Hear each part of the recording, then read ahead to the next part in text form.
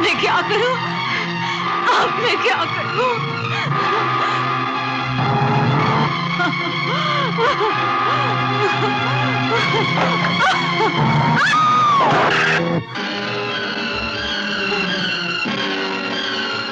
बिना, क्या हुआ बिना? मुझे मुझे मुझे मुझे जहर दिया गया है। किसने तुम्हें जहर दिया? बोलो। पुरी ने। मैं उसके बच्चे की मां बनने वाली थी। बिना, देखो इस हार को तुम पहचानती हो? बोलो बिना, बोलो बोलो। बिना, बिना।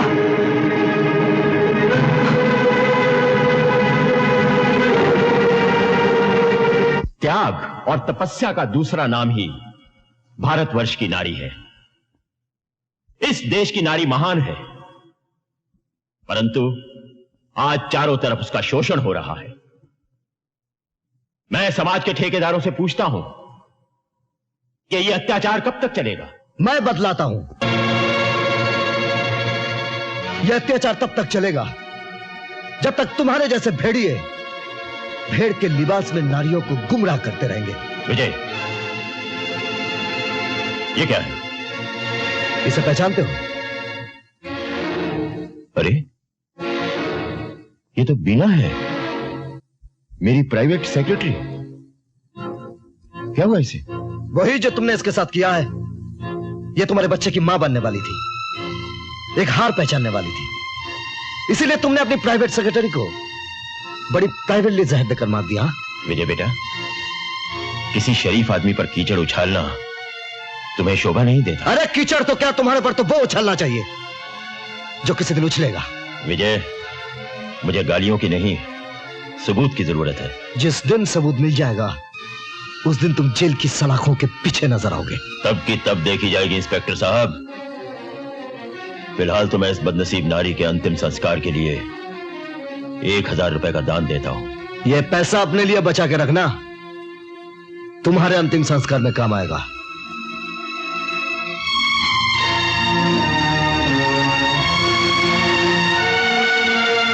देवियों, आइए हम लोग मृत आत्मा की शांति के लिए 1 मिनट का मौन धारण करें।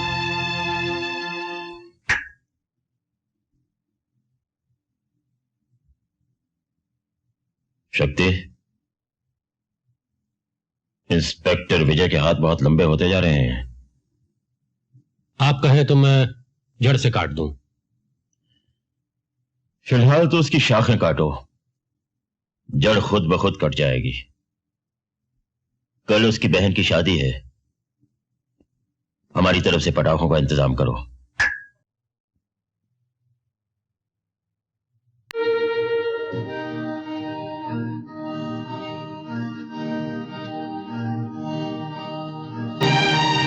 किधर घुसता है? साहब बिजी है, दिन में आना। तो मैं पहले तेरी रात कर देता हूं। आइए आइए इंस्पेक्टर साहब। हुजूर, हमारे प्यार करने के वक्त इतनी नफरत लेकर क्यों आ गए, और वो भी सादे लिबास में? मौत के वारन बड़ी सादगी से आते हैं। मेरी बहन, मेरे बहनों के कातिल, अब तुझे फांसी के फंदे से कोई नहीं बचा सकता। जनाबे वाला, ऐसा कौन सा फंदा है जिसे हम खुद नहीं बनाते? ऐसा कौन सा थाना, जेल, कानून और अदालत है जिसे हम खुद नहीं चलाते? गुड नाइट डार्लिंग, बाकी कल। चलिए इंस्पेक्टर साहब। पुरी साहब उस रात हमारे साथ थे। हमारी मीटिंग ठीक शाम 7 बजे शुरू हुई। पुरी साहब हम लोगों के सामने कंपनी के अकाउंट्स पेश कर रहे थे। मीटिंग पूरे 5 घंटे चली और उसके बाद डिनर था। और उस डिनर टेबल पर इंस्पेक्टर विजय ने मिस्टर पुरी को अरेस्ट किया। भरी हुई भोजन की थाली टेबल पर धरी की धरी रह गई। जसब, ये झूठ है, सब झूठ है। अब मेरा यकीन कीजिए, ये झूठ है सर। जसब, ये झूठ है, सब झूठ है। अब मेरा यकीन कीजिए, ये झूठ बोल रहा है। इस मुकदमे की सारी कार्रवाई सुनने के बाद अदालत इस नतीजे पर पहुंचती है कि मिस्टर पुरी का इस इल्जाम से कोई ताल्लुक नहीं। जब यह वारदात हुई तब मिस्टर पुरी अपने घर पर बिजनेस की मीटिंग अटेंड कर रहे थे। अदालत मिस्टर पुरी को बाइज्जत बरी करती है।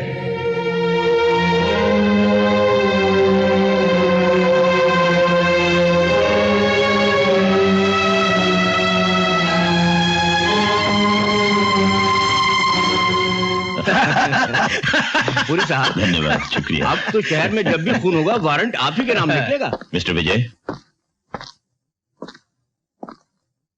मुझे अपने जीतने की खुशी नहीं है, लेकिन तुम्हारी जवान बहन और बहनोई की मौत का बहुत अफसोस है। भगवान उनकी आत्मा को शांति दे। और सुनो विजय, अपनी बूढ़ी मां का ख्याल रखना। उस बेचारी को अगर कुछ हो गया तो मुझ जैसे शरीफ आदमी पर इल्जाम मत लगाना। नहीं, छोड़ दो विजय, नहीं। हट जाओ। अरे विजय, विजय हमारी बात सुन। अरे विजय, जिंदगी छोड़ूंगा। तूने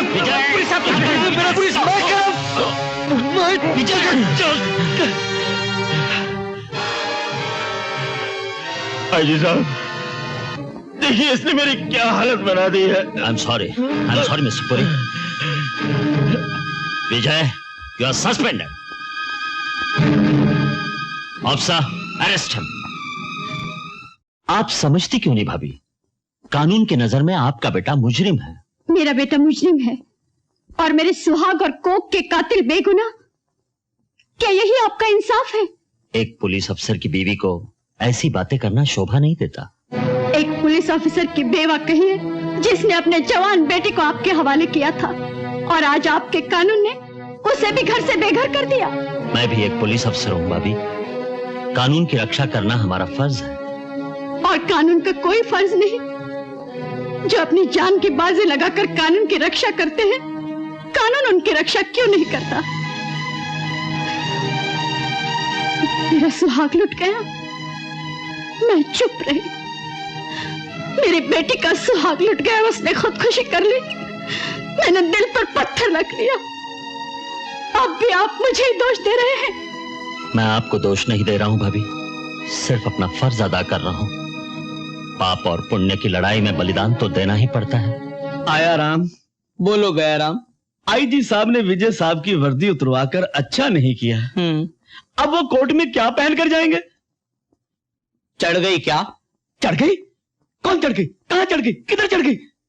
अबे अंगूर की बेटी। छी छी छी छी छी, मैं किसी की बहू बेटी को हाथ नहीं लगाता। अबे घोंचू, मैं दारू की बात कर रहा हूं। आ गई। कौन? साथ में सहेली भी लाई है। वो लग रहा है वो मेरे पास आई है। आए हाय। कहिए मैडम, क्या तकलीफ है? क्यों तकलीफ है? कहाँ तकलीफ है? ऐसी तकलीफ है, वैसी तकलीफ है, कब से तकलीफ है? हवलदार जी, आपके होते हुए तकलीफ कैसे हो सकती है?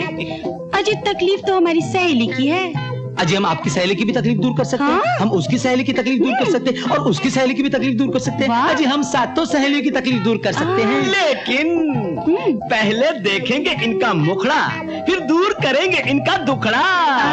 सुनिए, ये गैर मर्दों से पर्दा करती है।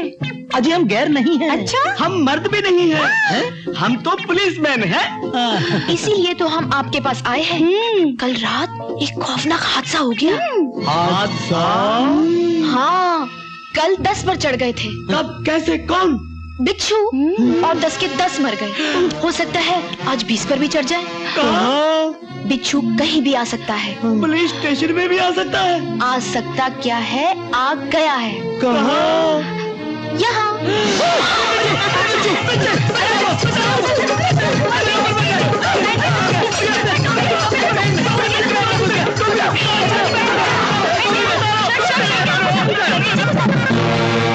क्या भगते हो?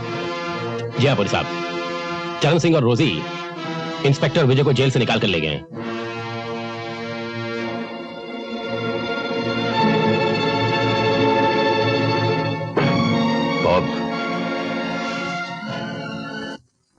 माँ। वापस चला जा बेटे। पुलिस कानून की रक्षक होती है। अगर रक्षक ही कानून के खिलाफ हो जाए तो ये देश गुंडों के हाथों बिक जाएगा। मेरी मान लो, खुद को कानून के हवाले कर दो। जरूर करूंगा माँ, लेकिन अपने बाप, अपनी बहन, अपनी बहनों की मौत का बदला लेकर। बदले की भावना अच्छी नहीं बेटे। भगवान पर विश्वास रख। भगवान की अदालत में झूठी गवाही नहीं चलती। झूठ के खिलाफ आवाज ना उठाना भी कायरता है माँ। अगर कानून उन गुंडों का मुकाबला नहीं कर सकता तो एक भाई करेगा जिसकी बहन दुल्हन बनने से पहले मार दी गई। एक बेटा करेगा जिसका बाप कानून पर कुर्बान हो गया। आज इस देश में फिर से महाभारत मची है, तो अकेला इन कौरवों के विरुद्ध क्या करेगा? कर्म युद्ध करूंगा माँ, न्याय की स्थापना के लिए। न्याय की स्थापना सिर्फ कानून कर सकता है। तो करता क्यों नहीं माँ, करता क्यों नहीं? जुर्म के बाजार में आए दिन कानून खरीदा जाता है। मैं भी बहुत सुखी होता अगर गुंडों के हाथों बिक जाता। क्या नहीं होता मेरे पास? 5,000 रुपए महीने, बंगला, गाड़ी, सब कुछ होता। इज्जत नहीं होती बेटे, क्योंकि वो बाजार में नहीं बिकते। बाप भी बाजार में नहीं बिकते हैं माँ, बाप भी बाजार में नहीं बिकते। इज्जत ना सही, बाप जिंदा होता, बहन जिंदा होती, बहन भी जिंदा होता। क्या कानून उन्हें जिंदा कर सकता है? लेकिन औरों को तो बचा सकता है। ये तुम्हारी भूल है माँ। फिर भी मैं तुमसे वादा करता हूं, मैं खुद को कानून के हवाले कर दूंगा, लेकिन अपने बाप, अपने बहन के कातिलों से बदला लेने के बाद।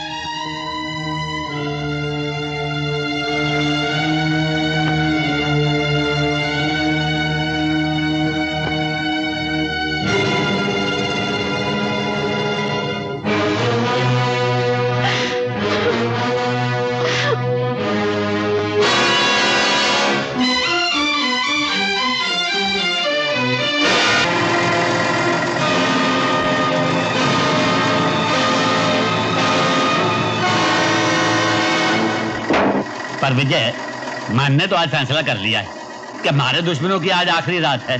हर सीधे चल के एक एक का बोलोराम करते। नहीं चरण सिंह, हम उन्हें इतनी आसानी से मौत नहीं देंगे। ऐसी हालत बना देंगे कि वो अपनी मौत की भीख मांगेंगे। तब तक उन्हें तड़पाएंगे, तिल तिल करके जलाएंगे।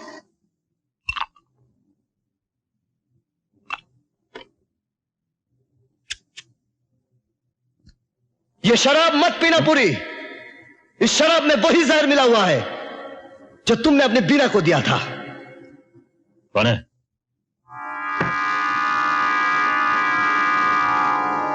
कौन है?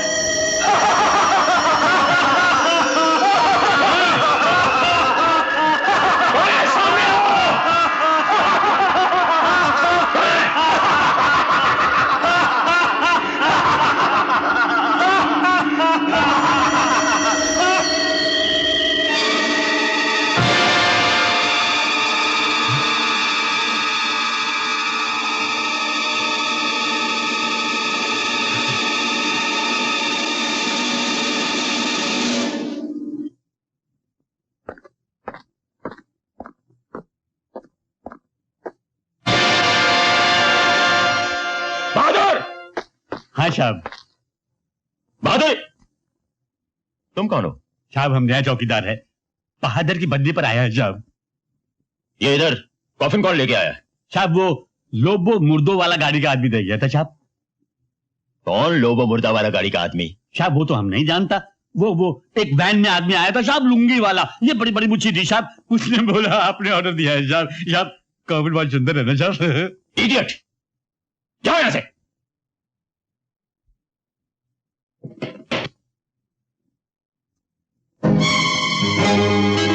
बहुत जल्द तुम्हें इस कॉफिन की जरूरत होगी।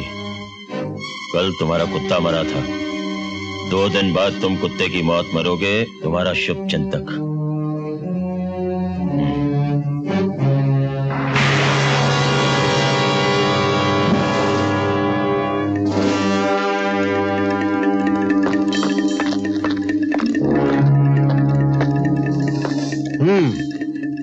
तो यही है वो मौत के इंजेक्शंस जो तुम हजारों की तादाद में बेचते हो। अब ये तुम लोगों को लगा के देखते हैं, तड़प तड़प कर मरने में क्या मजा आता है। नहीं जी, मैं तो अच्छा भला हूँ, मुझे कोई बीमारी नहीं। अरे है, तारे को भी और तारे बापपुरी को भी बेईमानी की बीमारी। अरे ये इंजेक्शन तारे लगाते हैं और शायद तारे बाप की बन जाएगी। हाँ। लगाओ चरण सिंह। चल बैठ। बैठ जा बे।